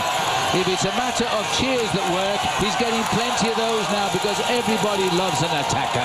2.8 kilometres, 22 seconds. The main field are still charging behind David Miller. He hasn't even looked back once, Phil. He knows that he dare not look back. He just needs to keep concentrated on the job in hand. Every now and again he puts his head down. That's to try and make him feel a little bit more aerodynamic, to make sure that he keeps the pressure nice and high. Mark Cavendish is still in there with a chance because he's sitting in the middle of that group in around about 15th place. As we pull back, there looks to be about maybe 60, 70 riders in this group here, but nobody else in the camera lens. As you swung back to the front here, Quick Step still working. They don't know they've lost their big man in Tom Bowman possibly. Rabobank are on the front now as they try to deliver Oscar Freire into the final couple of kilometres. 20 seconds out of the saddle is David Miller. 2.2 kilometres. We're about to start the climb. I noticed Pipo Pozzato from Team Katusha was one of the riders who hadn't been involved in a crash. He was riding very close to the front end of the main field as well, just looking round the corners. Here is the big wide boulevard, and once he turns off this boulevard to the right-hand side, that is when the climb up to the finish field begins. This is Barcelona showing you its best face now, apart from the weather. This is a beautiful city, empty for the Tour de France of traffic, and it's full of people here cheering a Scottish rider, David Miller. It's a right turn, then the climb starts. They're down there, the only men that can beat Miller. Everybody else is out of it. Well, there's not many men in that group who can beat Miller. He takes a wide berth around that corner, and then he's going to start to get out of the saddle and feel the pain starting to dig in deep for the final time, because he's on the final ascent up to the finish. It's not very much at all. It's down to just 8 seconds with 1.6 kilometres to go, and there's still a lot of dedicated sprinters still in that group who want their men to pull this man back into the fold.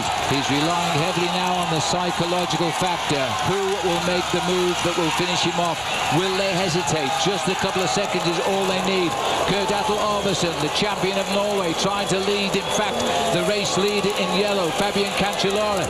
It's a strong man's finish here, and there's an awful lot of strong men just on the sharp end right now. Gerard Cholik moving up into second position. There is David Miller, and he's about to get pulled back into the fold within 1.2 kilometres to go to the finish. It's Jaroslav Popovic taking over control at the front end of the main field. This is going to be a strong man's finish. It has become a battle of strong men in the end. 26 kilometres of desperation from Miller here. I saw Tony Martin right centre there, centre right at the moment, as now everybody will believe they can make it. But Astana have got a lot of riders there. Now remember that Lance Armstrong and Fabian Cancellara are equal on time. Because it's an uphill finish, there could be a separate time here. They've got to mark each other. They're inside of the final kilometre. Tony Martin's doing the turn at the front end for his men, and he may well be trying to set something up for Kim Kirken, because this is the kind of finish that could suit Kim Kirken. I'm looking for the green jersey of Mark Cavendish. It's a long way down there, Phil. I'm not sure that it's going to be a Cavendish win this afternoon. Oscar Freire is up there into third position. He's looking very good. Not too far away in fifth position is Gerard Cholik, and Thor Hushovd is also hovering in there in fourth. This is going to be a huge lead out here by Tony May, because he's the man driving at the front, with Inigo Cuesta gritting his teeth in the background there. As Kees de Paan tried to get on in the action, so too do the Liquigas riders. Cholik is there, and Oscar Freire is poised. The rider in the orange jersey, the 3-time world champion. He's Spanish, and Cadel Evans also tried to break in on the action. And there looks like Roman Ferrier is having a dig on the right. Is he going to steal it on the line? Well, there you can see Oscar Freire looking over his shoulder. You can see the big face of Thor Hushovd. They're waiting for the final moment to kick, but it looks as if Ferrier went just a little bit too early there, Phil. And there's a move on the far right of the road here, and I don't know if Freire is going to come out of third wheel and take it. Even Cadel Evans is trying to make something here. Now Freire goes, and it is Thor Hushovd who's going to challenge him for the line.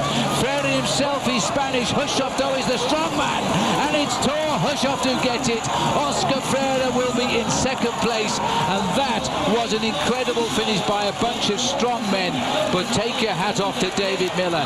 He's the most aggressive rider of the day, and what a great ride. Well, it looks like it was a big lead out there, Phil, from Pippo Pozzato over on the left-hand side. The Italian national champion Freire started to go, but his legs died here as Thor Hushovd comes straight over the top there to prove once again why they call him the God of Thunder. He gets the victory here this afternoon for Cervelo Test Team on a finish which absolutely suited him. Well, terrific result for Thor Hushovd. On a fitting day, really. We call him the God of Thunder. We've had thunderclaps all day long up here in Barcelona, and it was an omen. He's brought him home with a terrific sprint finish here. A lot of riders have lost time today. We don't know if it's caught off guard any of the big contenders who we'll see in action tomorrow in the Pyrenees, but certainly those crashes mean that these bunches arriving now have lost time. Well, a lot of the big contenders, Phil, were in that front group of riders. I noticed Cadel Evans was in there. Right there. So too was Lance Armstrong, Fabian Cancellara. Most of the big names were riding right up at the front end of the main field. Well, for Thor Hushovd, in his 9th Tour de France, he can now brag. He's won 7 stages of this race. He won at Saint-Brieuc in northern France last year. There's the arrival we've just seen of big Tom Bonan, thinking his luck is really out in this year's Tour de France. 1 or 2 riders on what should have been 16 hard but routine stages of the Tour, with the big object tomorrow in the Pyrenees. Hasn't been that way at all. We have seen some terrific racing. Take your hat off to the riders because they are totally responsible. Another big group coming in. Quick eye span across the picture. I don't see anybody who we might expect to see on top of the leaderboard in there. So they look as though they're just completing the course now. Look at this finish here. That is Rojas on the right, but this is Oscar Freire in the middle. Huge effort and a great victory for him, I have to say. Well, would have been a great victory for him, except the God of Thunder clapped right on the line. He rips his bike apart, doesn't he? Confident, and so he spoilt the perfect day for the Spanish, in all honesty, and taking it back to Norway. Hushovd wins in 4 hours 21. Freire is second. Rojas from Case de Pont. He's a good sprinter, actually. He got third. Cholik was in 4th place. He was the key man for Milram. Pelazzotti, interesting, he got 5th here. Might be in the action tomorrow on the Arcolis as well. Those are the top 5 on the stage. Let's have a look a bit further down. Pozzato made 6th. World champion Balan was in 7th. Cadel Evans, we saw him tackling everybody. He finished in 9th. And the yellow jersey of Fabian Cancellara in 10th. He made sure he was in the right place, that's for sure. I was looking for the name of Lance Armstrong in this lot, but we've got Andrews Clode and his teammate 11th, Nicholas Roach of Ireland there in 12th, and Andy Schlexie. Fancied riders for long term, making sure they were at the front of the peloton. Going a little bit further down, Cavendish managed to get himself a few points there, Phil. He must have struggled to get that 16th place. Hincapie using his experience in 18th, and Levi Leipheimer, again, one of the favourites for a good overall place at the end of this race, hanging in there in 20th. Well, we're not seeing the name of Lance Armstrong. There is Contador in 23rd, but he was definitely in this group, and as you see, no time lost, and indeed no time gained. So there's 0. In this group is Tom Bonan at the back, looking a little bit chagrin himself as he comes up to the finishing line here. Look at his shorts, they're nearly torn off him. Looks okay, physically he looks okay, and another day done in which he wasn't featuring in the finish. Heinrich Hausler just at the back of that group as well, the man involved in that nasty crash at around about 30 kilometers to go. The magical fountain, this fountain is called, and that was a magical finish to the stage, and unfortunately there wasn't enough magic for David Miller to survive off the front end of the pack in the final kilometers.